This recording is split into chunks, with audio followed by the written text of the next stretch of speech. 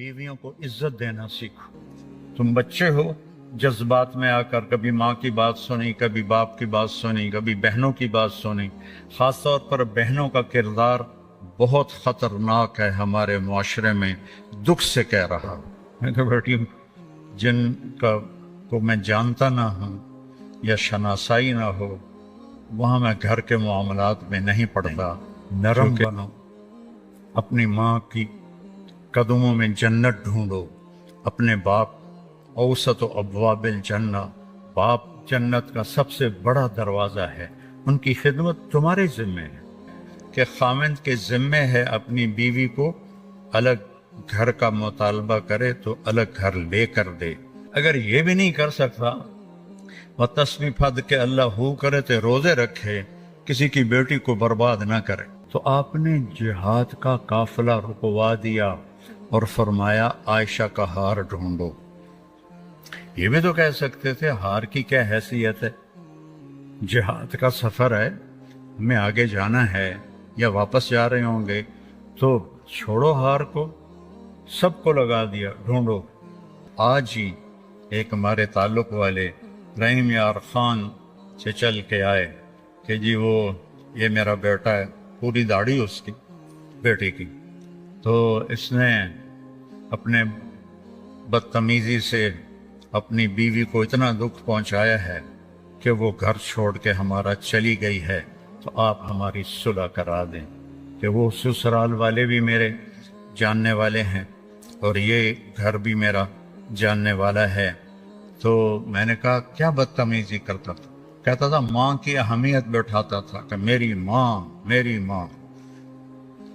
तो वो माँ की तो है, लेकिन बीवी का भी तो कोई हक था। इतना उसको जलील किया कि वो घर छोड़ के ही चली गई। तो माँ बाप का हक तुम्हारे जिम्मे है, तुम्हारी बीवी के जिम्मे नहीं है। पूरी जिम्मेदारी से कह रहा, तुम जबरदस्ती अपनी बीवी से खिदमत नहीं ले सकते, अपनी माँ के लिए, अपने बाप के लिए। उसकी खुशकिस्मती है वो खिदमत करे, उसकी इज्जत है वो खिदमत करे, लेकिन उसे तुम मजबूर नहीं कर सकते हो कि तो खिदमत नहीं करेंगे तो ऐ कर देवांगा, ओ कर देवांगा। आज की सुबह की बात, एक घर टूट गया सिर्फ उस बच्चे की नादानी और बद अखलाकी की वजह से। अपनी बीवियों को इज्जत देना सीखो, अपनी बीवियों को एहतराम दो, उनसे इजहार मोहब्बत करो। लोग अपनी बीवियों से इजहार मोहब्बत नहीं करते। हजरत आयशा से आपने जो कहा, आखिर है, हर्फ आखिर, या आयशो, आयशा भी नहीं कहा, या आयशो, ये लाड और प्यार का खिताब है। या आयशो इन्नहु लयुहव्विन अलैयल मौत अन उरीतुकी ज़ौजती फिल जन्ना। आयश, आयश, जैसे आप लाड से कोई नाम बना लेते हैं, तो आपने प्यार से ये नाम बनाया हुआ था, आयश। जब से मुझे पता चला है तू जन्नत में मेरी बीवी है, मेरे लिए तो मौत बड़ी आसान हो गई है। ये इजहार था। जिसने अल्लाह को देखा हो उसके लिए भला उसके बाद कोई चीज ऐसी है जो मौत को पुरकशिश बनाए। हम तो अल्लाह को देखा हुआ है। ये हमें सिखाने के लिए और घर की जिंदगी बताने के लिए क्या जुमला है। सोने के पानी से भी लिखो तो उसकी कीमत अदा नहीं हो सकती। मुझे तो मरना ही आसान हो गया है जब से पता चला है तो जन्नत में मेरी बीवी है। तो इजहार मोहब्बत करो अपनी बीवियों से। कोई अच्छे कपड़े पहने, तारीफ करो, बहुत अच्छी लग रही हो। खाना पका के लाए, माशाल्लाह तो बहुत बढ़िया खाना बनाया है। हकीम डॉक्टर अब्दुल हई साहब हज़रत थानवी के खलीफा एक मुरीद के घर खाना खाने गए। को खाना बड़ा पसंद आया तो उन्होंने अपने मुरीद से पूछा किसने पकाया? कहा जी मेरी बेगम ने पकाया। कहा उसे बुलाओ। वो आ गई। कहने लगे बेटी आपके हाथ का खाना खाया, बहुत बढ़िया था, बहुत मेहरबानी। तो उसने ज़ारो कतार रोना शुरू कर दिया, जोर जोर से। तो डॉक्टर साहब रहमतुल्लाह ने फरमाया بیٹی رونے کی کیا بات ہے؟ میں نے تو کوئی ایسی بات نہیں کہی کہ نہیں حضرت میں اس پہ نہیں رو رہی، میں اس پہ رو رہی ہوں کہ یہ جو آپ کے مریض بیٹھے ہیں، میں 30 سال سے ان کے گھر میں ہوں، 30 سال سے انہوں نے کبھی ایک دفعہ مجھے نہیں کہا کہ تو نے کھانا اچھا بنایا ہے، ایک دفعہ بھی نہیں کہا۔ ہم سیرت بھول گئے ہیں، سیرت بھول گئے ہیں۔ پھر یہ جو ہماری جوائنٹ فیملی ہے سسٹم، یہ پہلے بہت اچھا تھا جب عزت احترام کا سب کا اپنے اپنی جگہ پہ تھا۔ اب تعلیم نے ہر چیز اتھل پتھل کر دی ہے، اور اس سوشل میڈیا نے ہر چیز کو تباہ و برباد کر دیا ہے، تو اب یہ ایک وبال جان بن گیا ہے، ایک مصیبت بن گیا ہے۔ بیوی سے کوئی کمی بیشی ہو تو اپنے ماں باپ کی حفاظت کرو، ماں باپ کوئی کمی بیشی کرنے لگیں تو اپنی بیوی کی حفاظت کرو، یہ ہمارے گھروں کا دستور ہے۔ تو تم بچے ہو، جذبات میں آ کر کبھی ماں کی بات سنی، کبھی باپ کی بات سنی، کبھی بہنوں کی بات سنی۔ خاص طور پر بہنوں کا کردار بہت خطرناک ہے ہمارے معاشرے میں، دکھ سے کہہ رہا ہوں۔ وہ ایسے کان بھرتی ہیں کہ وہ ایک بیچاری لڑکی اپنے بھائی کے ساتھ ایک ٹوٹا ہوا موٹر سائیکل، اس پہ وہاڑی سے چل کے آئے، وہاڑی سے دونوں بہن بھائی آئے، کہا جی آپ سے بات کرنی ہے، میرا خاوند ہے، اس کی بہنیں میری شکایتیں لگاتی ہیں اور وہ میری پٹائی شروع کر دیتا ہے، مجھ سے پوچھتا ہی نہیں ہے کہ بات کیا ہے، مجھے مارنا شروع کر دیتا ہے، آپ کے بیان بڑے سنتا ہے، آپ اس کو سمجھا دیں تھوڑا۔ میں کہا بیٹی جن کو میں جانتا نہ ہوں یا شناسائی نہ ہو، وہاں میں گھر کے معاملات میں نہیں پڑتا، کیونکہ سننے والے کے دل میں جب تک میری بات کا وزن نہیں ہوگا وہ میری بات کو لے گا نہیں۔ نرم بنو، اپنی ماں کی قدموں میں جنت ڈھونڈو، اپنے باپ اوسط و ابواب الجنہ، باپ جنت کا سب سے بڑا دروازہ ہے، ان کی خدمت تمہارے ذمہ ہے، ماں کی خدمت تمہارے ذمہ ہے، باپ کی خدمت تمہارے ذمہ ہے۔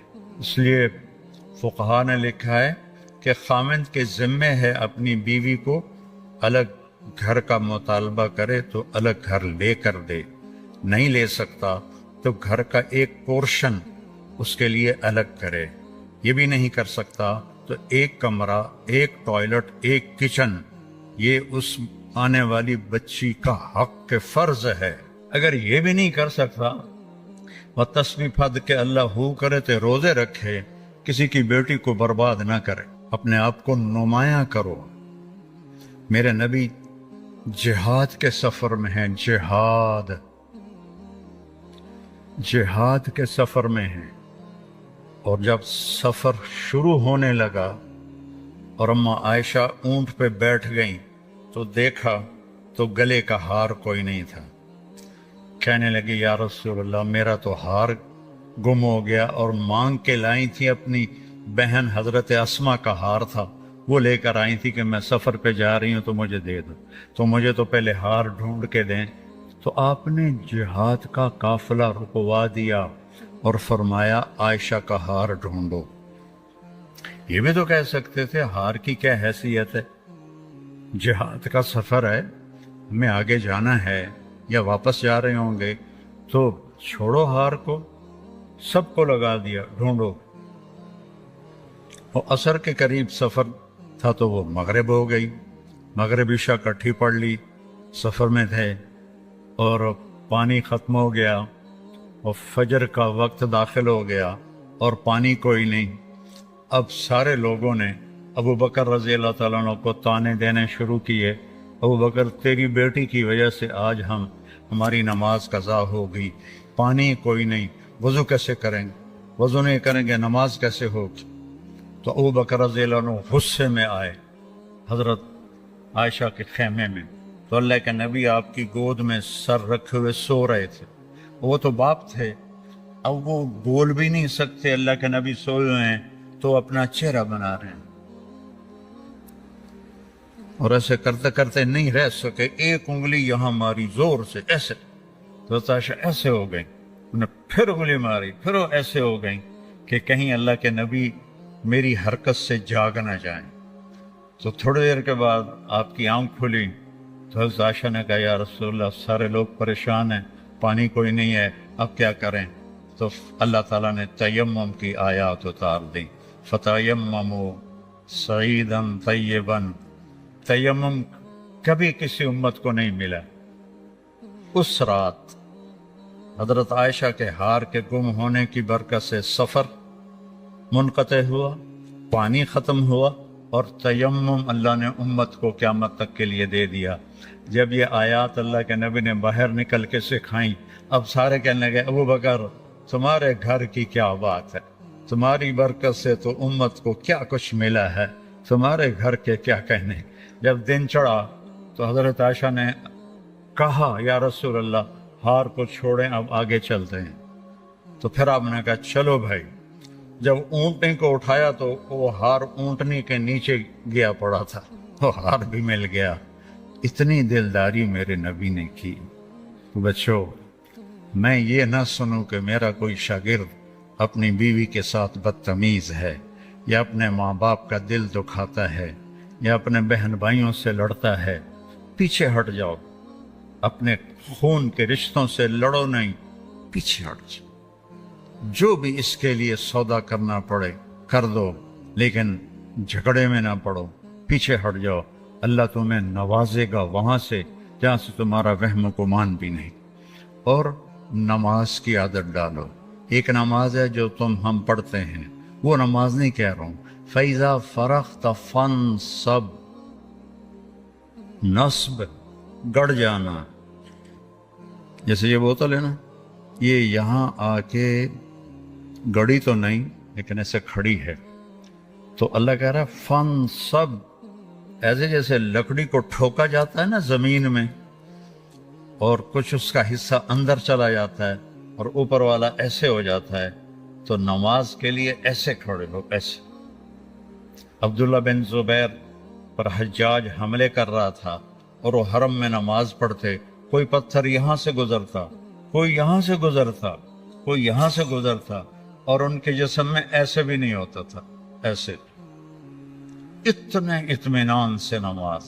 وَإِلَىٰ رَبِّكَ، بولو، فرغب، رغبت کی نماز، نماز میں دل لگے، نماز میں کھڑے ہو جاؤ، نماز میں کا انتظار کرو، نماز کو اپنے مسائل کے حل ہونے کا ذریعہ بناؤ، نماز میں دعائیں مانگنا سیکھو۔ ہم دعا نہیں مانگتے، دعائیں مانگنا سیکھو، یہ بہت بڑا سبب ہے۔ اسباب ظاہریہ اختیار کرو اور نماز کو سب سے بڑا سبب بناؤ۔ اذا حزبہ امر فزع الی الصلاۃ، جب کوئی مشکل آتی تھی آپ نماز پڑھتے تھے، جب کوئی مشکل آتی تھی آپ نماز پڑھتے تھے۔ 3 دن گزر گئے، کھانے کو کچھ نہیں ملا، تو حضرت عائشہ سے کہنے لگے چلو آج میں اللہ سے جا کے بات کرتا ہوں۔ مسجد میں گیا، نفل شروع کر دی، ایک ستون کے پیچھے 2 نفل پڑھتے، پھر سلام پھیر کے دوسرا ستون، اللہ اکبر، پھر سلام پھیرا تیسرا ستون، اللہ اکبر، پڑھے جا رہے ہیں۔ اتنے میں حضرت عثمان آئے۔ اما جان اللہ کے نبی کہاں ہیں؟ ان کا 3 دن سے فاقہ تھا، اللہ سے مانگنے گئے تو ہزاروں قطار رونے لگے، مجھے کیوں نہ کہا، عبد الرحمن بن عوف کو کیوں نہ کہا، ثابت بن قیس کو کیوں نہ کہا، یہ سارے مالدار تھے۔ بھاگے بھاگے گھر گئے، پورا اونٹ بھر کے راشن کا لے کر آئے، اور آ کر وہاں اللہ کے نبی کے گھر اتارا، اور پھر بھاگے بھاگے گئے اور گھر میں جو سالن تیار ہو گیا تھا وہ اٹھا کے لائے، اور روٹیاں اٹھا کے لائے، اور آ کر دیا کہ پکانے میں دیر لگے گی۔ جب اللہ کے نبی واپس آئے، پوچھا عائشہ کچھ ہوا؟ کہ یہ دیکھیں اللہ تعالیٰ نے سب کچھ کر دیا ہے۔ کہ یہ کون لایا ہے؟ کہ یہ عثمان لایا ہے۔ تو آپ نے ایسے ہاتھ اٹھائے، اے اللہ میں عثمان سے راضی ہوں، تو بھی اس سے راضی ہو جا۔ اے اللہ میں عثمان سے راضی ہوں، تو بھی اس سے راضی ہو جا۔ اے اللہ میں عثمان سے راضی ہوں، تو بھی اس سے راضی ہو جا۔ تو نماز کو اپنا وظیفہ بناؤ۔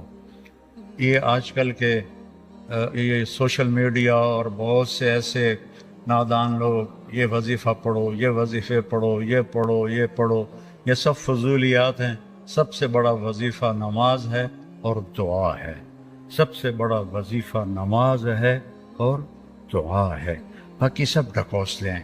میرے اوپر جادو ہو گیا ہے، میرے اوپر اثر ہے، میرے اوپر جنات ہیں، یہ سب عاملوں کی جیب گرم کرنے کے اسباب ہیں. یہ کچھ بھی نہیں ہے، سب بک بک ہے، سب بک بک ہے.